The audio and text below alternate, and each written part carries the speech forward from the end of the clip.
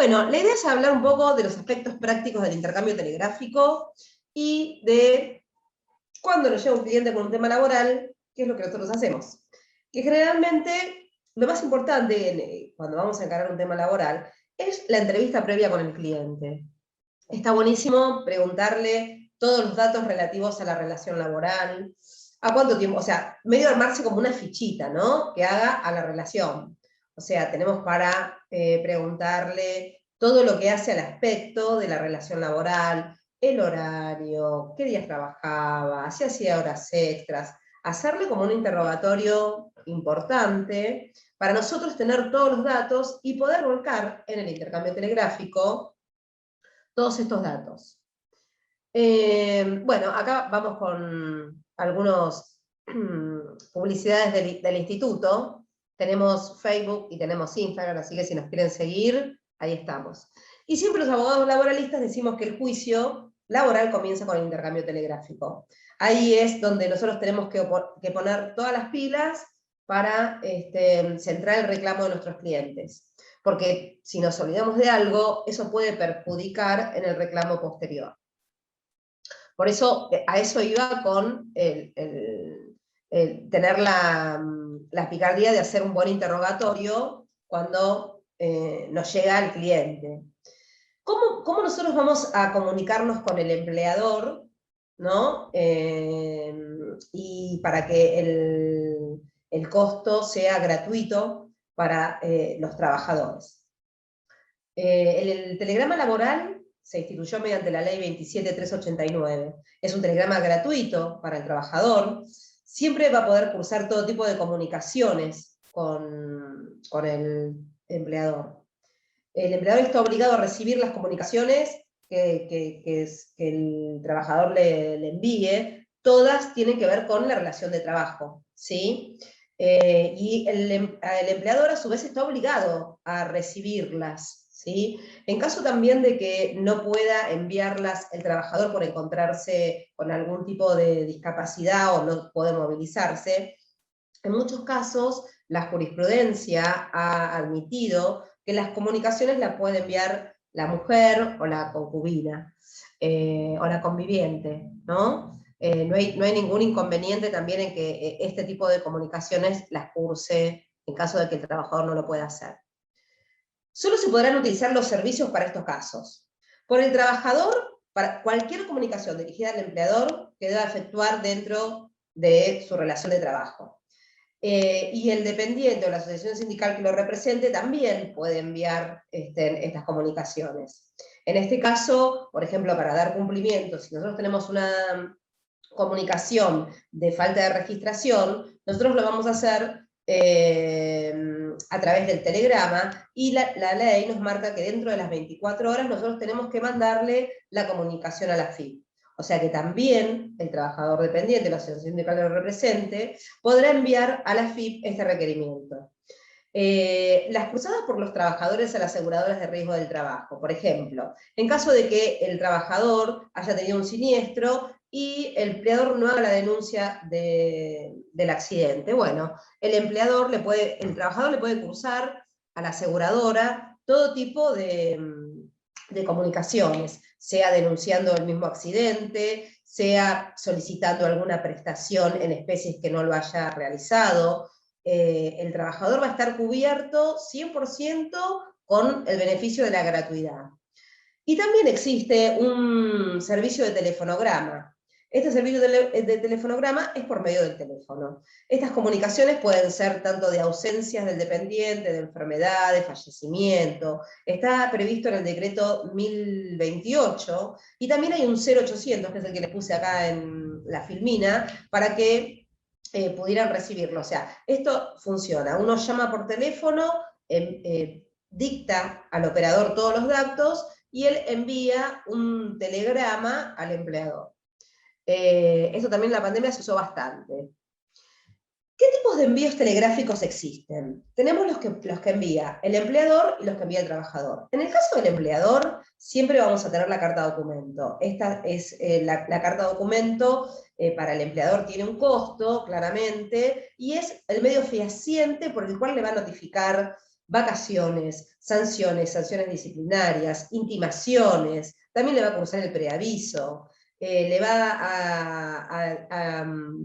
lo va a intimar por abandono de trabajo, lo va a intimar en casos de cumplir con los trámites jubilatorios. Y en el caso del trabajador, el trabajador va a utilizar este medio o los telegramas y va a realizar intimaciones, por ejemplo, de negativas de trabajo, notificaciones respecto al embarazo, si está cursando una enfermedad, si le quiere avisar al empleador que va a contraer matrimonio, avisos de enfermedad, de accidente, el lugar donde se encuentra, bueno, todo tipo de comunicaciones se van a utilizar los telegramas.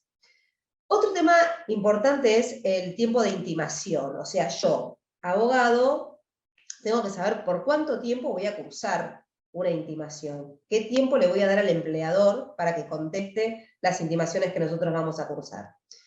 El plazo mínimo para realizar la intimación es de 2 días hábiles y está contemplado en la Ley de Contrato de Trabajo en el artículo 57. Siempre es por 48 horas. ¿Cuándo empieza a correr este plazo de 48 horas de la intimación? Es cuando el destinatario lo recibe. O sea, hoy que tenemos el servicio del correo, donde nosotros podemos hacer el seguimiento con el numerito, vamos a contar esas 48 horas cuando el empleador recibió esta contestación. ¿Por qué? Porque tiene que el empleador tiene que recibir y tiene que dar dentro de la esfera de su conocimiento, ¿sí? Estos son los principios que rigen el intercambio telegráfico. ¿Qué pasa con la notificación cursada en un plazo menor, o sea, 24 horas? ¿Es ineficaz o no es ineficaz? A ver, si nosotros, abogados, pusimos una intimación por 24 horas, seguramente el empleador va a tomar 48 horas. Y nunca conviene utilizar las 24 horas porque podrían procesalmente, digamos, cuestionarle este plazo. No me voy a considerar despedido a las 24 horas de recepcionada, porque seguramente va a estar mal configurada esa injuria. Entonces, siempre es preferible esperar 48 horas, por más que yo la intimación la haya hecho por 24. También en el artículo 48 de la Ley de Contrato de Trabajo prevé que el silencio del trabajador no admitirá presunción en su contra. ¿Por qué? Porque conlleva a la renuncia de derechos. Y el artículo 12 de la Ley de Contrato de Trabajo sostiene que los derechos son irrenunciables. Entonces, el silencio del trabajador nunca se va a admitir con una presunción en contra de la renuncia de derechos. Si voy muy rápido o si tienen dudas, vamos parando y me van preguntando. Tengan en cuenta que yo no los veo porque estoy compartiendo la pantalla. Así que si me quieren interrumpir, no tengo problema en que lo hagan, ¿eh? O si algo no les quedó claro, lo volvemos a charlar. Esto con respecto al tiempo de la intimación, ¿sí? Lo ideal es hacerla por 48 horas. ¿Qué pasa cuando el silencio no es del trabajador y sí es del empleador? En este caso, la situación es totalmente distinta. ¿Por qué? Porque el silencio del empleador no implica tener, por cierto, todo el contenido de la carta de documento, solamente es una manifestación unilateral del trabajador. Pero operado este silencio, se crea una presunción juris tantum. ¿Qué quiere decir? Que esta presunción puede ser debatida con prueba en contrario. Entonces, sí tiene un efecto jurídico el silencio del empleador, que no pasa lo mismo con el silencio del trabajador, o sea, funcionan de maneras diferentes. Y acá vamos a hablar del silencio del trabajador. El trabajador es un sujeto de preferente tutela, debido a la notoria desigualdad de fuerzas entre el trabajador y el empleado. Siempre hay, el empleado tiene, el trabajador siempre está en una relación de fuerzas totalmente diferentes. Está protegido por la Ley de Contrato de Trabajo, por el artículo 12, donde no puede renunciar a derechos, pero su silencio también crea una presunción favorable a la existencia del hecho que se afirma. El silencio debe ser apreciado según las circunstancias de cada caso. Y los jueces son los que en definitiva van a valorar cómo actuó el trabajador en caso de silencio, ¿sí? Siempre son los últimos que van a interpretar cómo este silencio opera en la realidad.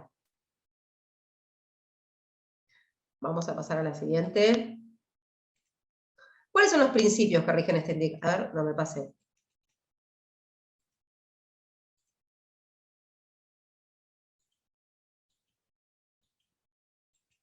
Espérenme un minuto.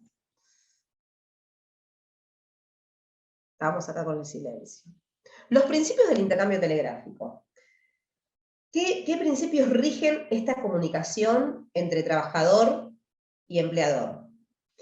Lo primero que tenemos que tener en cuenta es cuál es el medio que nosotros vamos a utilizar para cruzar estas notificaciones, porque esa va a ser nuestra responsabilidad en el intercambio telegráfico. Suele ocurrir que por diferentes motivos las comunicaciones no llegan a la esfera de conocimiento del demandado. Por ejemplo, si nosotros nos equivocamos en el domicilio que mandamos, o el domicilio está incompleto, bueno, ahí van a surgir diferentes situaciones que nos van a pasar con el intercambio telegráfico. ¿Qué pasa con el domicilio que, por ejemplo, en pandemia se encontraba cerrado? ¿Qué pasa con el domicilio con una dirección insuficiente? ¿Qué pasa cuando el correo nos informa que el destinatario es desconocido o que se mudó? También puede ocurrir en el caso de que el correo no llega porque es una zona peligrosa, o puede estar rechazada la intimación, ¿sí? Lo mejor siempre es que el trabajador debe tener en cuenta cuál es el domicilio que él denunció en la oportunidad de que comenzó la relación laboral. Allí, ese va a ser el domicilio que va a constar en su legajo, y es el domicilio donde el trabajador le va a cruzar, que el empleador le va a cruzar al trabajador, y es donde se van a tener por válidas las notificaciones. Si el domicilio está cerrado, ¿sí? Y ese es el domicilio del trabajador, se va a tener por válido ese domicilio, ¿sí? Y lo mismo va a ocurrir en el caso de que el trabajador le curse un telegrama al empleador a un domicilio donde prestaba tareas él, a donde él se reportaba normalmente. Ese, y si está cerrado, se va a tener por válido, ¿sí? Eso pasa en los tres casos. En el caso de domicilio cerrado, domicilio inexistente o domicilio desconocido, ¿sí? Generalmente estos tres casos se va a estar a el legajo o por ejemplo, en el caso de una contestación de demanda, donde el trabajador dijo que vivía ahí y denuncia ese domicilio en la contestación de demanda, en la interposición de la demanda, bueno, ese va a ser el domicilio, o sea, no puede decir que tenía un domicilio y tenía otro, ¿no? Tiene que tener una coherencia. Lo mismo va a pasar con el empleador. Si uno cursa el telegrama al domicilio donde prestaba tareas, ese va a ser el domicilio que seguramente el empleador va a denunciar en la oportunidad de contestar demanda, y se van a tener por válidas, por más que el domicilio diga cerrado, ¿sí? O por más, por ejemplo, ahora estaban todos los domicilios con el ASPO cerrados, con lo cual, en esta instancia también tenemos que incorporar a las nuevas tecnologías, ¿no? Tenemos que incorporar al WhatsApp, al correo, donde las notificaciones empezaron a funcionar de esa manera. Entonces, hoy también tenemos que evaluar ese tipo de comunicaciones en el intercambio telegráfico. Bueno, continuemos. ¿Cuál es el carácter de las notificaciones? Las notificaciones tienen un carácter recepticio, ¿sí? Esto quiere decir que tiene que llegar, que carga primero con el medio que eligió para notificar. Es responsable del domicilio que denunció. Y también van a regir estas notificaciones los principios de buena fe que deben regir entre empleador y trabajador. Acá tenemos el artículo 63 de la Ley de Contrato de Trabajo, donde, como dice la Filmina, el destinatario de la comunicación tiene la carga de la diligencia con respecto a la recepción de la misma. Se trata de la diligencia de un buen empleador y de un buen trabajador. El incumplimiento de esta carga de diligencia hace perder al destinatario de la comunicación la posibilidad del conocimiento efectivo del contenido de la notificación y de su derecho de defensa en juicio.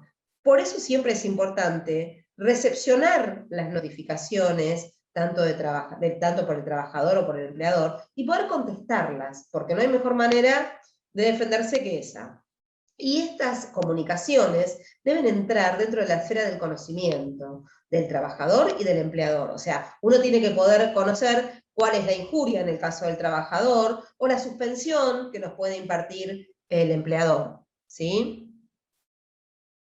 Buena fe, acá hablábamos de la buena fe. Este es uno de los principios. El artículo 62 y el artículo 63 de la Ley de Contrato de Trabajo establecen este principio que debe primar en las relaciones laborales. La carga del trabajador de mantener el domicilio actualizado es lo que hablábamos antes, o sea, si el trabajador se muda y no denuncia su domicilio, va a tener un problema el día que se encuentre en la situación de tener que mandarle a su empleador una intimación.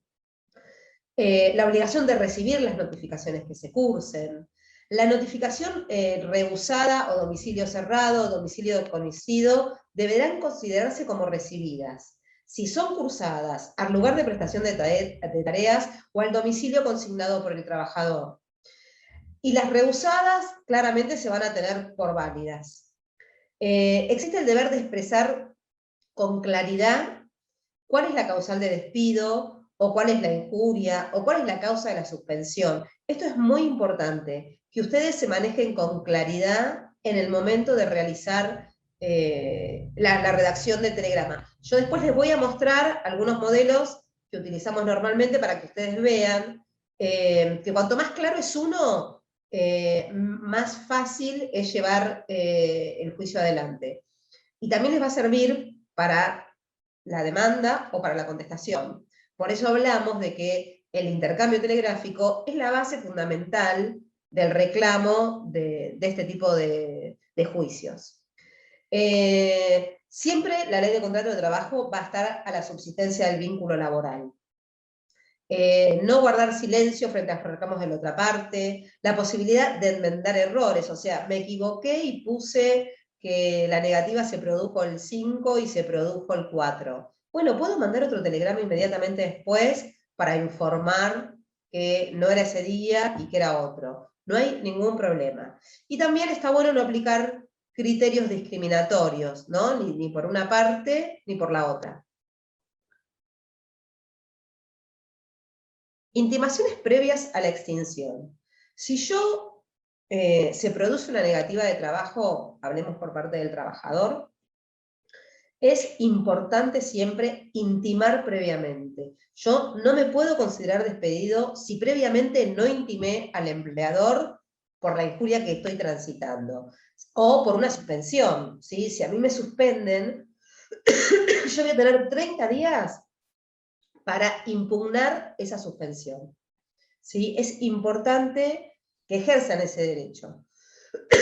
La intimación, en este caso, debe contener los hechos que configuran la injuria y siempre, nunca se olviden del apercibimiento. Si yo estoy anunciando una negativa de trabajo, no me puedo olvidar el apercibimiento, que es, en ese caso, considerarme despedido. O, por ejemplo, estoy reclamando un salario o una intimación al pago, el apercibimiento es la acción judicial, ¿sí? Nunca se olviden que toda intimación tiene que tener un apercibimiento, ¿sí?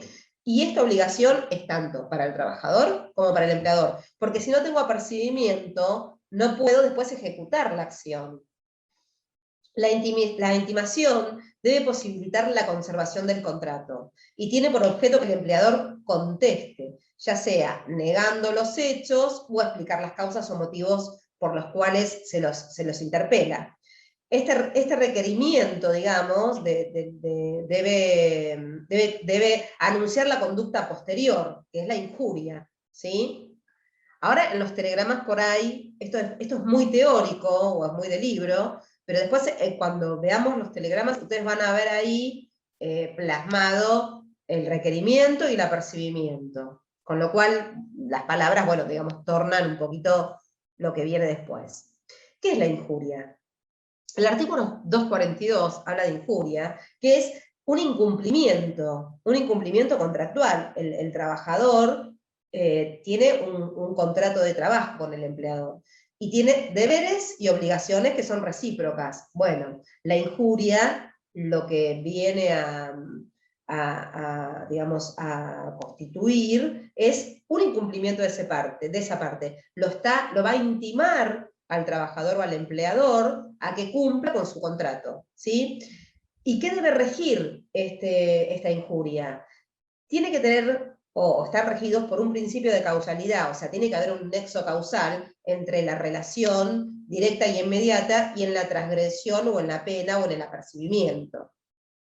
Tiene que ser proporcional también, ¿no? Tiene que tener un principio de la injuria, tiene que ser proporcional. O sea, yo suspendo a un trabajador y ese apercibimiento tiene que estar graduado de acuerdo a la gravedad. O sea, no le puedo, porque faltó, les doy un ejemplo, lo intimo o lo suspendo por 30 días. Entonces, tiene que estar proporcional a la falta. Y el principio también es la oportunidad, la inmediatez. O sea, hay una injuria, me negaron el trabajo, bueno, yo no puedo dejar de transcurrir muchos días para interpelar al empleador y cursarle la negativa. Tiene que haber inmediatez. ¿Por qué? Porque yo, por ejemplo, hoy el trabajador concurre a su trabajo, no lo dejan ingresar. Bueno, yo inmediatamente tengo que intimar a la negativa de trabajo, a por qué me negó el trabajo. No puedo dentro de un mes mandarle la negativa, porque ahí se puede entender que las partes voluntariamente dejaron de que el contrato se diluya, ¿sí? Que hay una voluntad concurrente de las partes de dejar que ese contrato no continúe.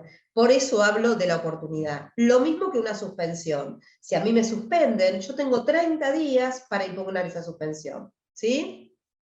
Y después tenemos la invariabilidad de la causa de despido.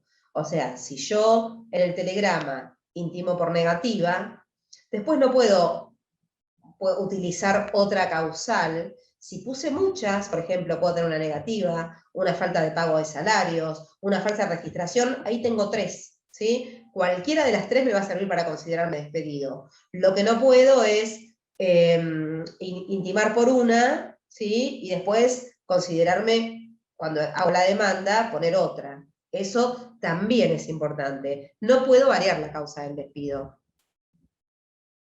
que pasa bastante seguido. Distintos ejemplos. El preaviso, por ejemplo. El preaviso lo debemos notificar siempre por escrito, ¿sí? En caso que nosotros, empleadores, lo preavisemos, tenemos que utilizar la notificación fehaciente. Y la notificación fehaciente en este caso es por carta documento. En el caso de las suspensiones del 218, también se impone que la notificación sea por escrito, ¿sí? Entonces tenemos que hacer una carta documento o también podemos utilizar una notificación personal en la empresa, que el trabajador se lleve una copia y que en el legajo del trabajador quede la otra copia. La renuncia también es un acto unilateral, es un acto formal y son todos actos ad solemnitatem, o sea, que requieren la formalidad de la carta de documento y la notificación fehaciente.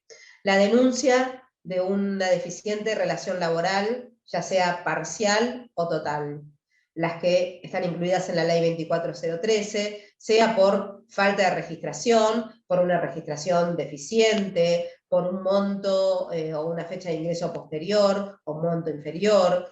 Todas son notificaciones que se van a cursar mediante telegramas. Impugnar una suspensión, como veníamos hablando, reclamar una diferencia salarial u horas extras, denunciar un accidente o una enfermedad laboral, una denuncia por incapacidad inculpable, son las previstas en el artículo 208 al 212. Todos estos ejemplos son notificaciones que el trabajador o el empleador deben cursar por medios fehacientes.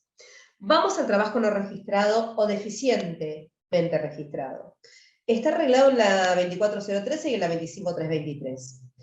El plazo que la ley prevé para la intimación por el registro, por la no registración de la relación laboral es de 30 días. Yo debo intimar al empleador que me registre dentro del plazo de 30 días. Y en el mismo acto, dentro de los 24 subsiguientes, debo poner en conocimiento de la AFIP este requerimiento que le realicé al empleador. La 25323 no requiere intimación previa. Pero Después tenemos en el caso del el servicio doméstico o personal de casas particulares, esta intimación está previsto dentro de la misma normativa del Estatuto Especial, con lo cual no voy a utilizar la 24013, sino que voy a utilizar la misma ley de empleados de casas particulares. Lo mismo pasa con la construcción y con todos los estatutos especiales que están fuera de la ley de contrato de trabajo. Para el resto se hace la intimación por la 24013. Y esto también va con telegramas, digamos. Acá les voy a mostrar un... Ay, ya se me fue. Un modelo de negativa, ¿sí? Acá hacemos la negativa y la registración. Utilizamos dos. Este es un caso de un trabajador que se le presenta una negativa de trabajo y a su vez no lo tiene registrado.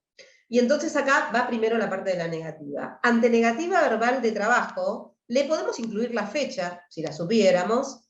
Intimo plazo 48 horas, fije situación laboral. Acá le estamos diciendo, me negaste, no me dejaste entrar al trabajo, te intimo por 48 horas.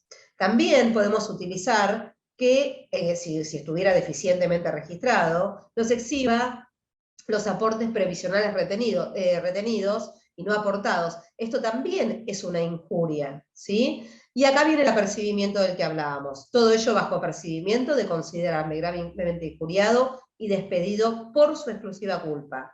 Esto tiene que estar sí o sí en el telegrama. Y ahora vamos con el caso de un empleo no registrado. Asimismo, o pueden decir directamente intimo, si no hubiera la negativa, si no existiera la negativa y solo existiera la registración, o estamos intimando por la registración, que se lo intime por 30 días a que regularice situación laboral, conforme a la ley 24013, y a tales efectos denuncio la fecha real de ingreso, el salario mensual, puede ser que le abonen un salario por debajo de convenio, como en el caso del telegrama, qué horario de trabajo tengo, si trabajo domingo, feriados, qué categoría laboral. Ahí está buenísimo poner todo lo que uno tenga para que después, cuando iniciamos la demanda, ya esté todo denunciado y no haya dudas. Y a veces también ponemos los nombres del estudio, por si se quieren comunicar. Siempre está bueno, si alguno no... después el letrado me quiere llamar o quiere comunicar o quiere intentar poner los datos del estudio. Este sería un caso de negativa, que es el más común, por otro lado, ¿sí? Y después tenemos también la intimación por la falta de pago de indemnizaciones, que también la podemos incluir en el segundo telegrama sería, ¿no? El de negativa sería el primero, y cuando me considero despedida, puedo utilizar la intimación por falta de pago de las indemnizaciones, que también es requisito de procedencia la intimación previa.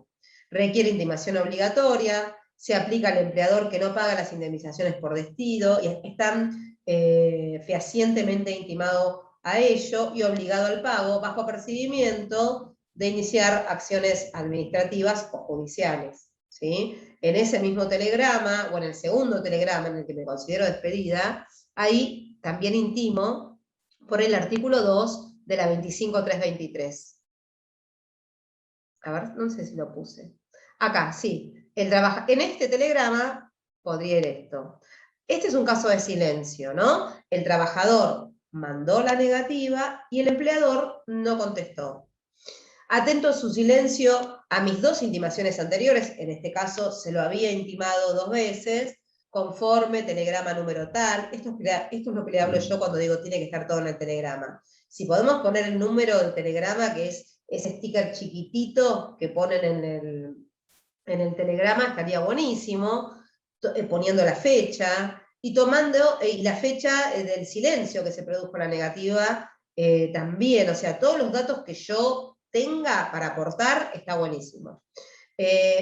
Acá hago efectivo el apercibimiento del primer telegrama que utilicé. Me considero gravemente injuriado y despedido por su exclusiva culpa, y ahora en la segunda parte lo voy a intimar al pago de las indemnizaciones.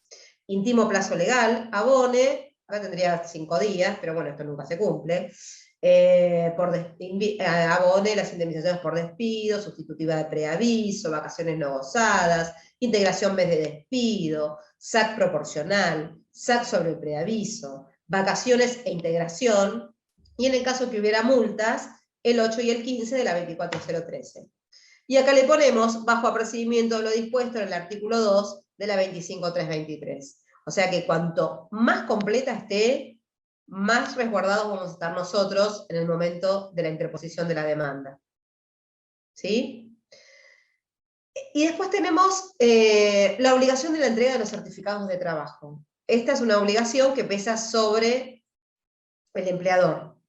También nosotros tenemos que intimar para que procedan las multas del artículo 80. Si el empleador no nos entregó los certificados, nuestro último telegrama, pasados 30 días de operado el distracto, o sea, se consideró despedido hoy 15, bueno, el 15 del mes que viene yo lo tengo que intimar para que me entregue los certificados. La obligación de la entrega de los certificados también es un tema confuso, porque la ley habla no de la certificación que baja el empleador por internet, que es la que siempre ponen a disposición. En realidad la obligación de la entrega de los certificados, le debe entregar 4 certificados, ¿sí? Donde conste, todos los bajan por AFIP y por internet, y uno lo hace el empleador mediante una constancia. Una es el tiempo de prestación de servicio y la naturaleza y la categoría laboral. Ese es el primer certificado, ese lo bajan de ANSES. La constancia de haberes percibidos. En ANSES figuran todos los haberes que ustedes percibieron. Después, la constancia de los aportes previsionales. También en la página de la AFIP está el cumplimiento por parte del empleador de los aportes, ¿sí? Y después, la constancia de las contribuciones a los organismos de seguridad social, ¿sí? Estos 4 certificados son los que el empleador le debe entregar al trabajador y ahí se da por cumplido con el artículo 80. Generalmente lo único que entregan es la certificación de aportes y servicios. Es el 931 que le llaman los contadores, que lo bajan. Y también cuando estamos defendiendo a un empleador, le tenemos que hacer certificar la firma del representante de la empresa, sea una SRL, será el socio gerente, o sea una sociedad, será el presidente del directorio, que lo pueden hacer certificar en el banco donde ellos tienen cuenta. Y queda cumplida, y esta multa es carísima, y se intima por 48 horas. De transcurrida los 30 días que habíamos hablado antes, a la entrega de los certificados, a dar cumplimiento con el artículo 80. Acá viene el telegrama, ¿sí? Pasaron los 30 días y yo, habiendo transcurrido en exceso el plazo legal, íntimo plazo 48 horas, ven que acá de nuevo volvemos a encontrar las 48 horas, entregué la certificación de aportes y servicios bajo apercibimiento de lo prescrito por el artículo 80. También puede decir que se dé cumplimiento con el artículo 80, íntimo plazo 48 horas de cumplimiento con la entrega de los certificados del artículo 80 de la Ley de Contrato de Trabajo. Esta va a ser para que proceda la multa de los salarios. Otra intimación importante que tenemos que tener en cuenta es el artículo 132 bis. Esto se aplica únicamente para los trabajadores que se encuentran registrados. Los no registrados, las relaciones en negro, esta intimación es improcedente. ¿Por qué? Porque lo que sanciona el 132 es la retención del aporte que va a la caja, a la contribución o sea, yo sobre el recibo de sueldo le voy a retener e ingresar a la seguridad social el aporte. Entonces, la multa que se prevé acá es para intimación esta, ¿sí? Entonces, yo solo puedo retener si la relación está en blanco. Si la relación está en negro, no hay retención de aportes, porque no te tengo registrado, ¿sí? Y acá también se requiere la intimación, esta es por 30 días. Le vamos a dar 30 días de plazo al empleador para que ingrese los aportes retenidos, ¿sí? Pensé que la tenía esa, pero no, me parece que no la puse. Bueno, es sencilla también, intimo, plazo 30 días, ingrese aportes de la seguridad social bajo apercibimiento de lo prescripto en el 132 de la Ley de Contrato de Trabajo. Un tema importante si defienden a un empleador es el abandono de trabajo. El abandono de trabajo se perfecciona con el silencio del trabajador, ¿sí? Si no hay silencio por parte del trabajador, el abandono no se configura. O sea, si el trabajador me dice, yo intimo a que concurra, estoy representando a un empleador, y lo intimo para que se presente a trabajar porque no viene. Bajo percibimiento de abandono de trabajo. Ese es el típico caso de la intimación por abandono.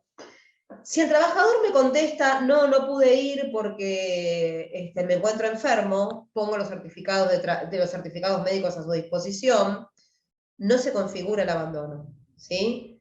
Si guarda silencio y no está, y el telegrama viene que lo recibió, o que no vive allí, o sea, para que opere el abandono tiene que haber silencio absoluto y tienen que tener certeza de que el trabajador está guardando silencio. Si el trabajador contesta con cualquier justificación, sea denunciando cualquiera de las posibilidades, que esté enfermo, que hubo un paro, no pudo llegar al trabajo, bueno, ahí no opera el abandono. ¿Por qué? Porque ¿qué dice el 244? Prescribe que el abandono de trabajo como acto de incumplimiento del trabajador solo se configurará previa constitución en mora. La constitución en mora es el telegrama. Ello implica que, verificada la ausencia del dependiente, debe efectuarse la intimación, y si una vez que el trabajador tomó conocimiento de la misma y persiste en la no concurrencia y no justifica su accionar, recién entonces podemos considerar que ha incurrido en un incumplimiento contractual y opera la extinción y el abandono. ¿Sí? Ahora, si el trabajador le contestó, no opera el abandono, ¿sí? Porque no pudo concurrir, porque estaba enfermo, porque le agarró un paro, porque le robaron en el trayecto. Conteste lo que le conteste, ahí no hay abandono. Tiene que haber silencio por parte del trabajador. Otra de las causales de extinción es la pérdida de confianza, que también cuando representamos a los empleadores utilizamos mucho, pero en realidad es de bastante difícil, es difícil de probar la pérdida de confianza. ¿Cuándo opera la pérdida de confianza? La pérdida de confianza es la ruptura también del contrato, pero deriva de un hecho objetivo que es incompatible con los principios de buena fe que deben primar en la relación del vínculo laboral. Generalmente el actor es despedido a raíz de irregularidades de diferente tipo, o porque lo acusan de un robo, o un hurto, les diría, sería penalmente. En este caso, por ejemplo, lo acusan, en el caso que pongo en la filmina, que es un caso de corte, es una negligencia en el control de un instrumento que era empleado de una escribanía, y en ese caso consideran que él no controló objetivamente su trabajo y se le dio por pérdida de confianza. La pérdida de confianza se utiliza muchísimo en los hurtos o en los robos, en lo que es el robo ese hormiga, digamos. En esos casos el empleador utiliza la pérdida de confianza para despedirlo. Y después tenemos el caso del delito, donde hay ahí una denuncia penal o una denuncia criminal por parte del empleador, y el trabajador está imputado o está en investigación, o se hizo la denuncia, o está privado de la libertad. Bueno, en ese caso tenemos el caso de que puede ocurrir que preventivamente nosotros lo suspendamos, ¿sí? O hasta que recupere la libertad, puede estar detenido por un par de días. También está el caso de si el robo se produjo dentro de la empresa o tiene una denuncia de robo a un tercero, ¿sí? Cuando la suspensión se origina con una denuncia criminal efectuada por el empleador y esta fuera desestimada, o el trabajador imputado, sobreseído, provisorio definitivamente, aquel deberá reincorporar al trabajo y satisfacer el salario perdido durante el tiempo de suspensión preventiva. Eso es cuando se produce dentro de la empresa.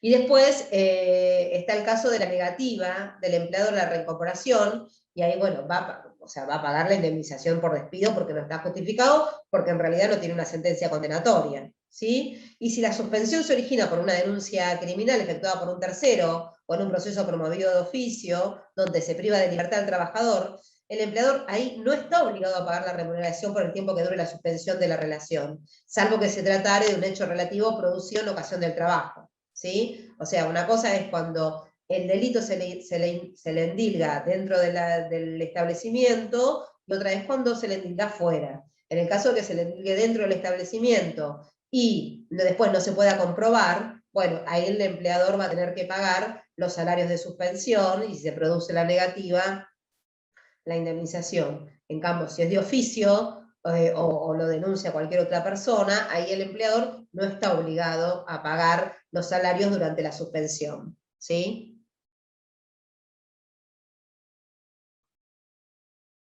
No sé si les queda, párenme ustedes si tienen alguna duda, me quieren comentar algo, ¿eh? O por ahí hablo y siento que hablo sin parar. La pérdida de confianza, el abandono, y después creo que otras causales de extinción, digamos, no tenemos. Estas son las principales y donde nosotros tenemos que hacer hincapié en el intercambio telegráfico, digamos.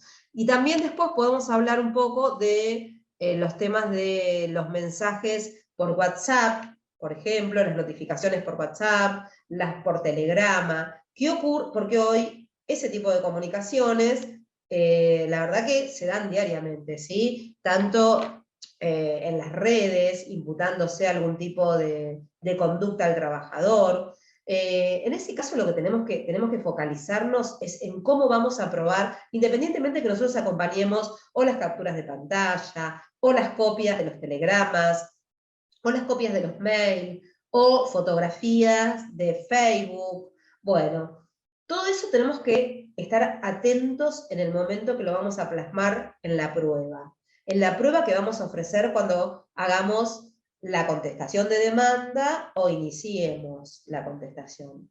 Acá lo que vamos a tener que tener en claro es el ofrecimiento de la prueba informática, ¿sí? Porque todas estas comunicaciones, si a mí me las niegan, no van a quedar firmes. O sea, si yo le digo al trabajador que, por ejemplo, voy a tener, me echaron, me hicieron un despido directo por WhatsApp, después yo tengo que probarlo. Y si la otra parte me niega el WhatsApp, yo voy a tener que probarlo mediante una prueba informática, que ese WhatsApp llegó a la esfera de mi conocimiento y que fue enviado por el empleador. Y ahí es donde tiene relevancia, digamos, o cobra relevancia el WhatsApp. Vamos a tener que poner, oficiar tanto a las empresas de teléfono, en primer lugar, si fuera por WhatsApp, como a solicitar una pericia informática. Y en lo que vamos a tener que hacer hincapié es en los puntos de pericia, ¿sí? Ahí vamos a tener que pedirle al perito que nos informe la geolocalización del teléfono, si a esa hora en que a mí me manda el WhatsApp estaba conectado, no estaba conectado. O sea, la prueba va a girar en torno a otra prueba. También se puede hacer como una medida preliminar en ese caso, aparte de que sea, digamos, no solamente de una prueba telefónica o una pericia. En el caso de los emails, también se van a peritar las compu, por eso hablamos de una medida preliminar. Y en el caso bueno, de Facebook o de otro tipo de comunicación, ahí también se puede oficiar a Facebook, que por ejemplo Facebook nunca contesta este tipo de oficios, pero también nos van a dar una manera que es un principio de prueba por escrito, ¿sí? Que son estas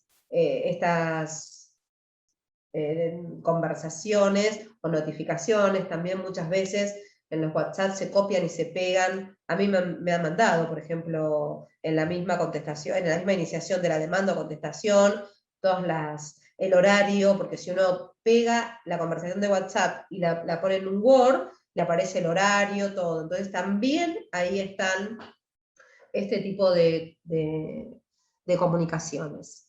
Bueno, vamos a hablar un poquitito. ¿Cómo vamos hasta acá? ¿Estamos bien? ¿Tienen alguna pregunta? A ver, voy a mirar el chat. Jessica me pregunta, buenas tardes, la firma alquilaba un local y cerraron. ¿Sería válido usar un telegrama a un local que se alquila? Hay que ver ahí, Jessica, yo te diría dos cosas. Primero, si es una persona física o si es una sociedad. Si vos tenés una sociedad, por ejemplo, sea una SRL o sea una sociedad anónima, podés oficiar a cualquiera de las entidades, sea la IGJ o sea la Dirección de Personas Jurídicas, para averiguar cuál es la dirección. También podés buscar en el boletín oficial qué domicilio tiene ahí registrada la empresa y cursarle el domicilio legal, ¿sí? Ahí van a tener por válida ese telegrama, si vos lo mandás ahí. Y si no, el lugar donde normalmente se reportaba, porque si cerró, seguramente, si nos vamos a regir por los principios de buena fe, él sabe que las intimaciones le van a llegar a su domicilio donde prestaban tareas. Entonces, no porque se terminó el contrato, sino porque cerró. ¿Sí? No porque se cerró el contrato, terminó el contrato de alquiler, sino por el cierre del local. Entonces, si está reportado, si vos le mandaste el telegrama al lugar donde él normalmente prestaba tareas, bueno, lo puedes hacer ahí. Y si no, y si tenés dudas, la otra opción es iniciar una medida preliminar o enviar un oficio al RENAPER, si fuera una persona física, y que te diga cuál era el domicilio donde la persona tiene en el DNI, por más que ya no viva allí. Esa notificación la van a tener por válida. Y cuando vos ofrezcas la prueba, vas a cruzar un oficio al RENAPER y te van a decir cuál es el domicilio, y ahí vas a tener por válida esa notificación. No sé, Jessica, si te quedó contestada, si era el caso concreto tuyo o no. Perfecto, buenísimo. Bueno, respecto creo que a las notificaciones, voy medio rápido porque es como mucho para charlar y por ahí, o sea, de intercambio hay un montón para hablar, pero les hice así como un paneo medio rápido para que ustedes podamos también hablar un poco de demanda y contestación. Vamos con demanda y contestación. A ver, tengo un Power que, a ver, lo tengo abierto, espérenme un minutito. Bueno, me parece que lo tengo cerrado. Vamos a cerrar este y vamos a abrir el otro.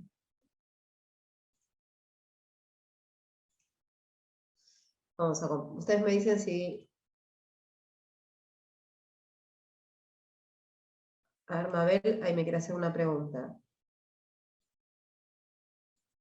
¿Qué pasa si en el boletín oficial figura domicilio inexistente? ¿Se tendría que notificar en el local cerrado? En el boletín oficial no puede figurar domicilio inexistente.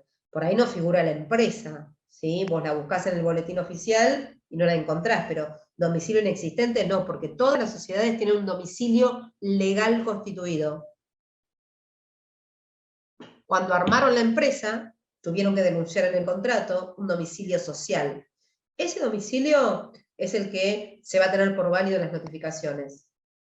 Por eso en el boletín oficial no podría ocurrir que el domicilio fuera inexistente. Te puede ocurrir que el domicilio inexistente, me pasó que denunciaron un domicilio inexistente. En el domicilio inexistente no estaría registrada la sociedad, pero no que tenga domicilio inexistente, porque es uno de los requisitos para inscribir una sociedad, tener un domicilio legal.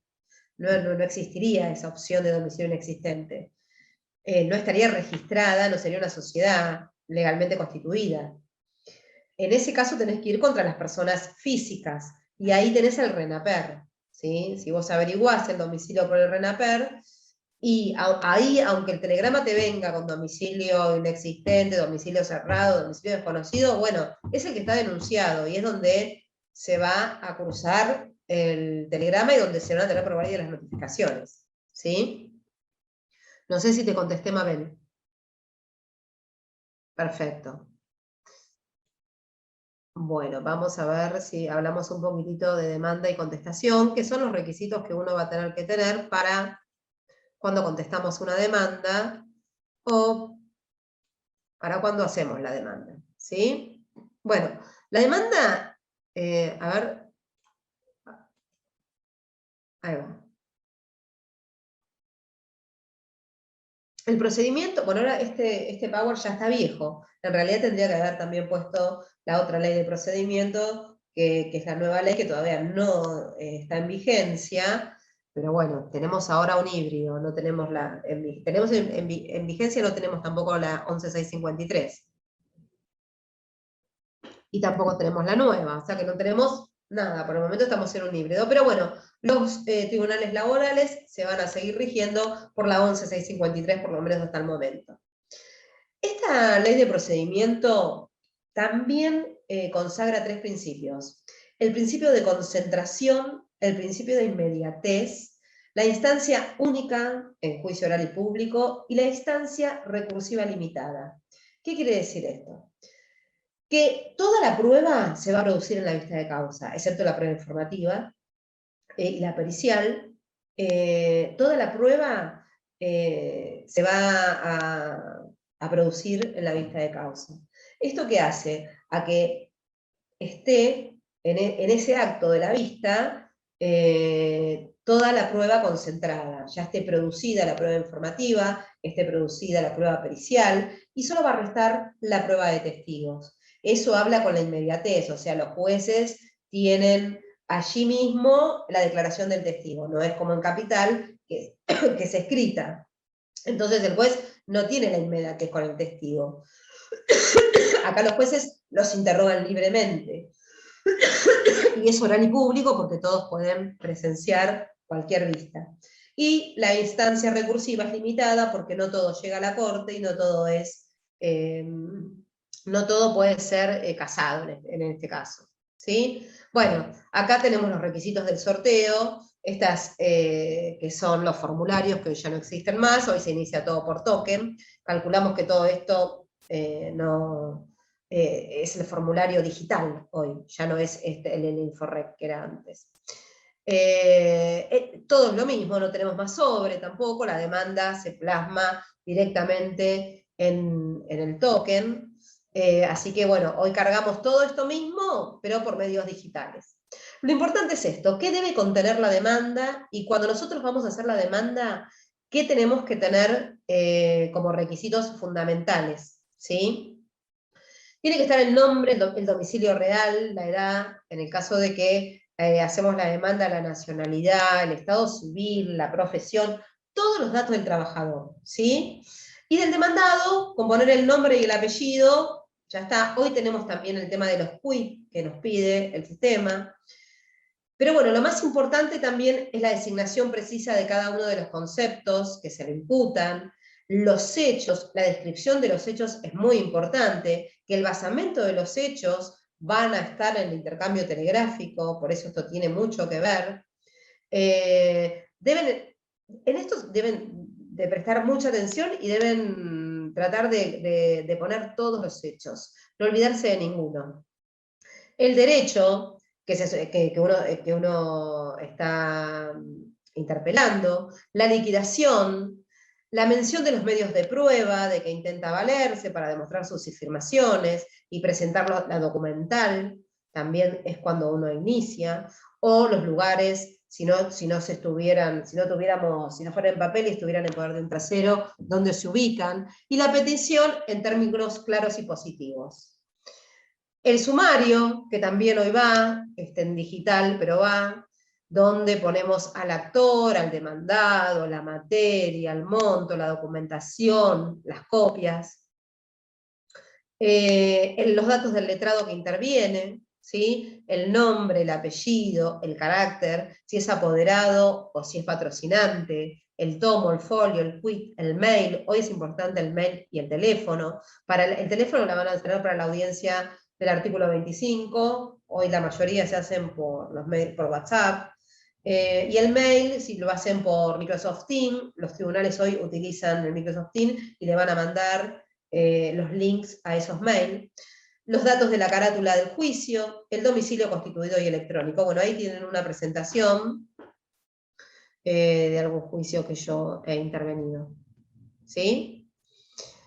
La demanda en el tribunal. El artículo 27 de la 11653 dice que cuando llega la demanda al tribunal, lo que los jueces tienen que mirar o el tribunal tiene que observar primero es si resulta competente para entender en el litigio. Y en caso de duda, está facultado para solicitar aclaraciones o explicaciones al actor acerca de su pretensión de competencia mediante la intimación por cédula y dentro del plazo de 3 días, únicamente cuando hablamos de competencia, para que se manifieste y bajo perseguimiento de archivar las actuaciones. Seguramente le ha pasado.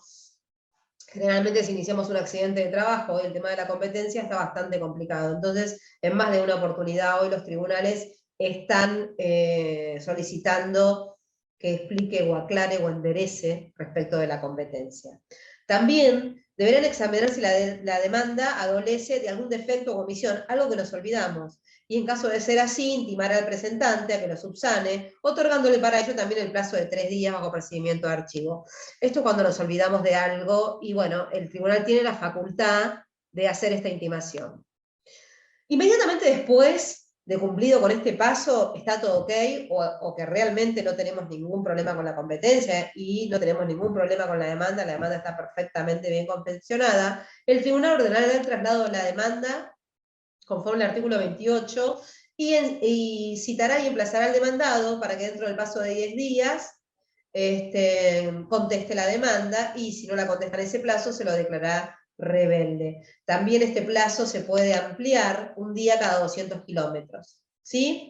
El traslado generalmente en la demanda laboral es por oficio. El 90% de los tribunales hacen ellos la cédula. Hoy las cédulas son cédulas electrónicas que van al domicilio del demandado, pero se pone el domicilio electrónico de la oficina de mandamientos o notificaciones, donde nosotros pretendemos notificar, que la denunciamos en la demanda, ¿sí?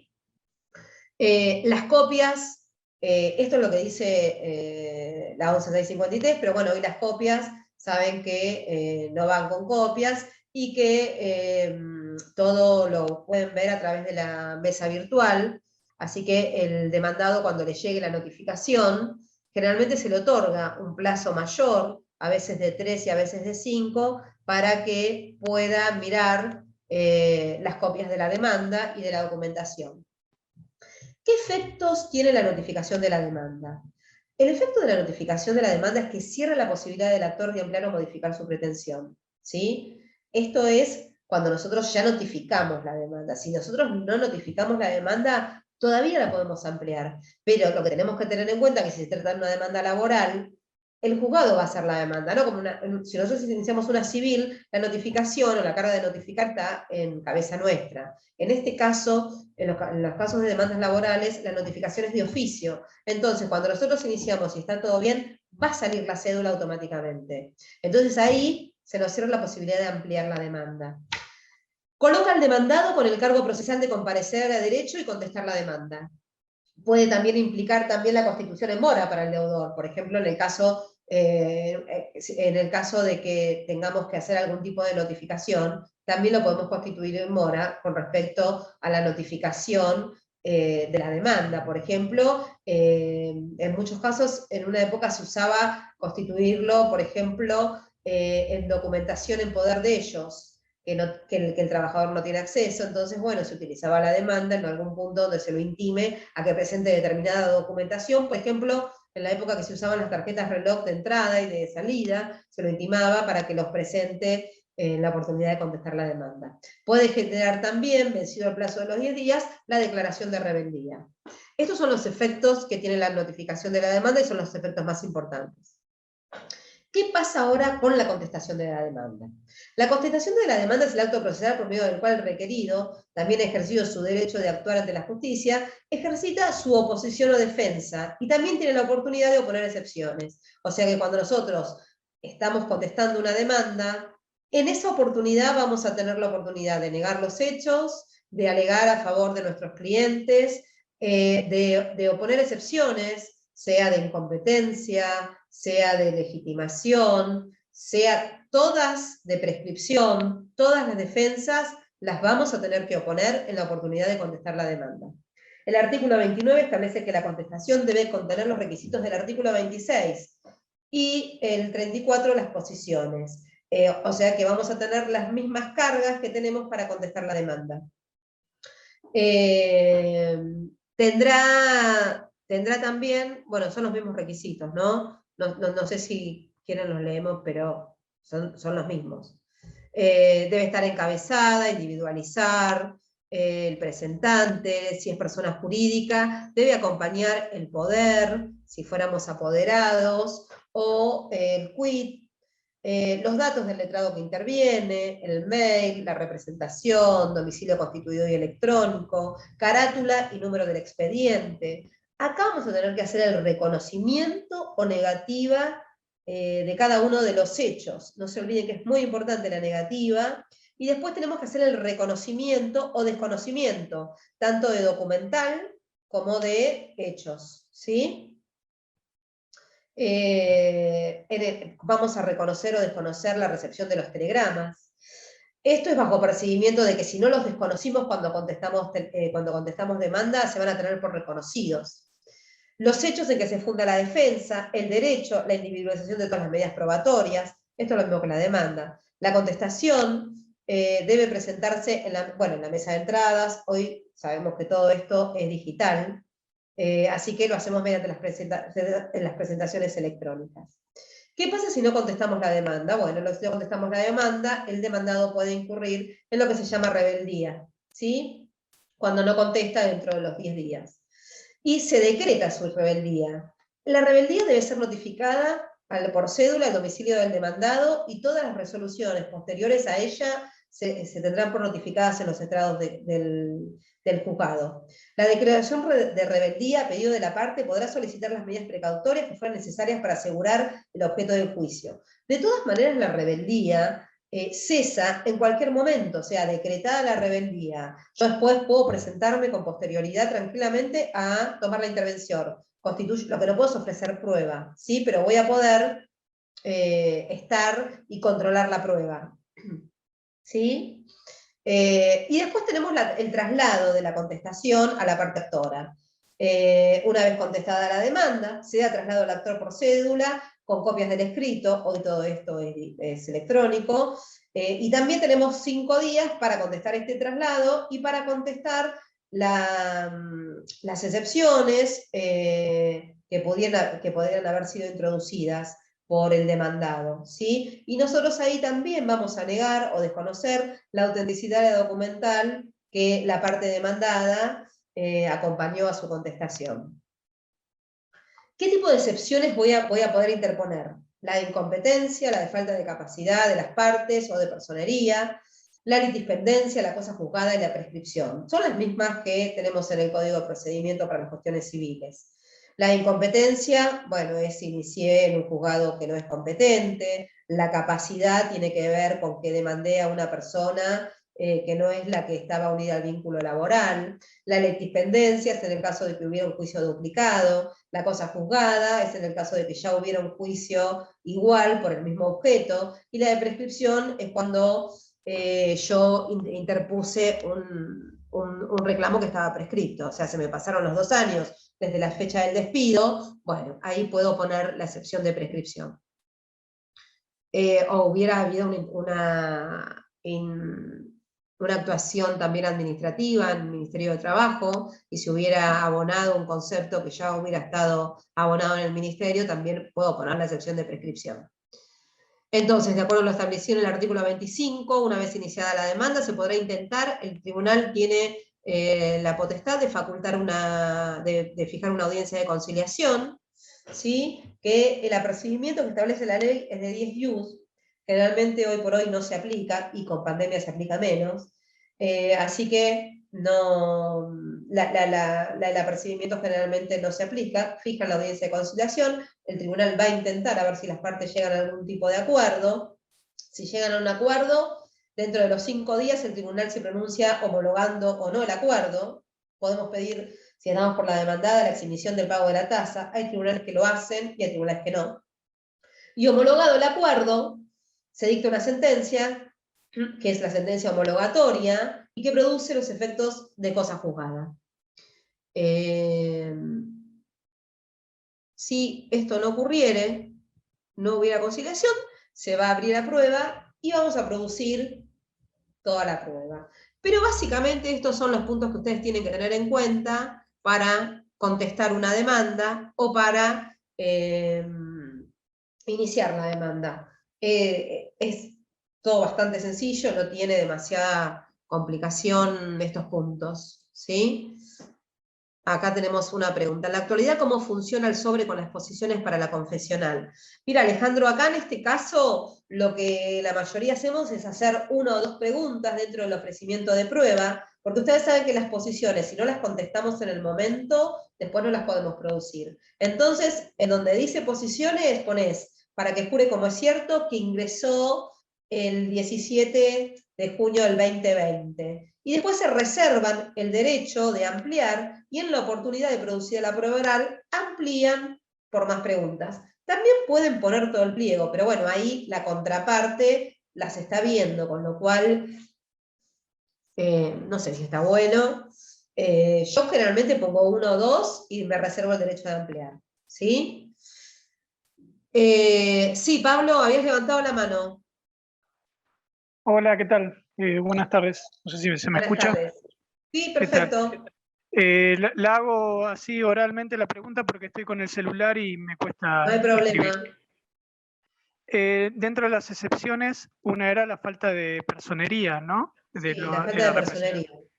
En el caso que en la contestación de la demanda contesta por la empresa y alguien que no sube, digamos, los estatutos donde indique que esa persona representa a esa empresa. O sea, Sí. en ese caso estaría faltando la personería, pero en la contestación de la demanda. Bueno, sí. Cuando se contesta esa contestación de demanda, se puede... No sería ahí sería un defecto legal, ¿sí? Es una excepción de defecto legal, porque no está acompañando los instrumentos que acreditan que él es representante de la empresa. O sea, vos me decís el caso de que yo contesto por una SRL y no acredito la calidad de socio gerente de la SRL. Bueno, ahí el tribunal lo que va a hacer, vos si estás por la actora, podés manifestar la excepción y podés ponerla, se llama excepción de defecto legal, porque ahí él no está acompañando los instrumentos que hacen a su representación. Pero los tribunales generalmente eso lo advierten y lo van a intimar seguramente por 5 días a que acredite la personería. Muchas gracias. O sea que Gracias. generalmente como defecto, no, como excepción no funciona, sino como una omisión del abogado que se olvidó de acompañar el poder. Muchas gracias. A mí me pasó eso y también me pasó que en un juzgado no acompañé y me tuvieron por no contestada la demanda, porque no acompañé el instrumento correcto. O sea, depende del tribunal, va a quedar como a criterio del tribunal, pero vas a tener las dos opciones. Por eso te digo, No, depende del en lado... este caso lo marqué yo, pero lo dejaron correr. Yo lo hice notar en la contestación de ¿Vos la solicitaste contestación, digamos. que se lo tenga en rebeldía en ese caso? Contesté todo y además solicité, en el caso, o sea, solicité que se lo tenga por no contestado, por no acreditar la personería, no acreditar ni el poder ni la representación. Y en el caso que se lo tenga por presentado, igual la contesté toda la demanda. Pero Está no me bien. dieron, siguió, digamos. Siguió, o sea, ¿los intimaron a ellos a acompañar el poder o el Nada, estatuto? nada. ¿Nada? Qué Nada, no. raro. ¿Y lo Por eso, volviste a pero insistir? Eso, en, eso es una falla grande. en el 5 de Lomas, yo lo mandé al frente. Bueno, el 5 de Lomas no vamos a personalizar, pero bueno, digamos que por ahí están muy atareados y tienen varios problemas. Pero bueno, Supongo, hacelo supongo que notar sí, sí. Sí, e porque insistir. tardan un tiempito en proveer. Sí, están No, no, bastante demorados. no quiero hacer enemigos ni No, nada. no personalicemos, pero bueno, ya sabemos que hay una demora por la pandemia en todos lados, así que bueno, también Sí, sabemos que sí. el Tribunal 5 tiene sus demoras. Pero bueno, yo te diría que insistas y que lo hagas notar, porque es una deficiencia importante que no esté el instrumento acreditando a qué persona está representando. Entonces, es Gracias. importante. Sí, sí, sí. Sí, Es sí. importante. Pero bueno, Gracias, gracias. no lo toman como excepción. Sería una excepción, pero es una excepción de defecto legal, pero no lo toman como excepción. Pero bueno, uno cuando depende de la parte que está, por lo menos yo trabajo de esa manera, voy por una o por otra. Siempre trato de hacérselo notar y de pedir. Yo al tribunal siempre hay que pedirle, porque ellos de oficio, bueno, no lo van a hacer. Entonces, uno como abogado tiene que insistir y pedir que se haga en este caso, tenés que insistir con que se lo tenga o acompañe los instrumentos pertinentes, o se lo tenga por no notificado y se lo tenga por no contestar a la demanda, claramente. Ese es un caso que realmente, ya te digo, a mí me lo hicieron, por eso me pasó, o sea, no es que...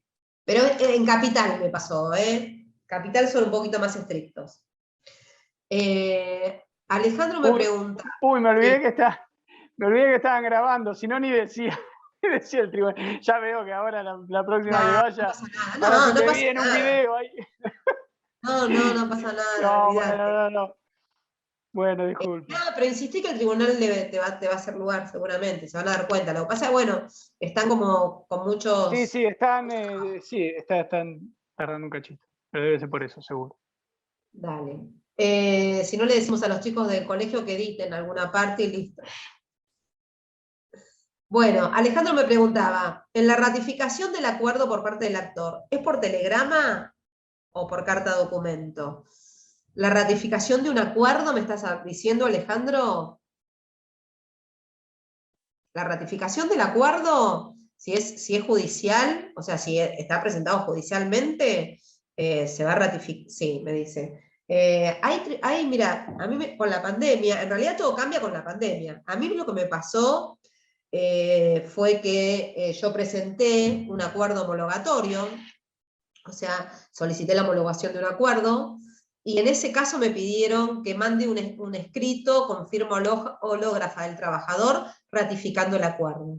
¿Sí? Nunca me pidieron que mande telegrama o carta documento. Siempre me pidieron que lo haga de esa manera. Y después, cuando se produce dentro del marco del juicio, digamos, de la demanda y de la contestación, vos vas a tener el escrito y seguramente hoy celebran una audiencia virtual donde dejan constancia del acuerdo y después sale la homologación, ¿sí? Porque la sentencia es una sentencia homologatoria, ¿sí? Bueno, listo, creo que quedó contestada, Alejandro. Bueno, cualquier duda igual me preguntás o me mandás mensajito. En el colegio soy bastante conocida, así que me lo hace llegar cualquier cosa, si tenés una duda respecto de este tema. Bueno, si no tienen más preguntas, no sé, damos por finalizado. Si alguien quiere hablar de algún tema más, o si le quedó alguna duda, ya sea del intercambio, de la demanda o de la contestación. Yo sé que todos son este es un curso de iniciación profesional, así que bueno, cualquier duda no tengan vergüenza y nos preguntan. Bueno, igual también están las mesas de ayuda de WhatsApp, del colegio, así que bueno, también tienen esa opción de preguntarnos por ahí. Bueno, chicos, si no hay más preguntas, nos vemos la próxima.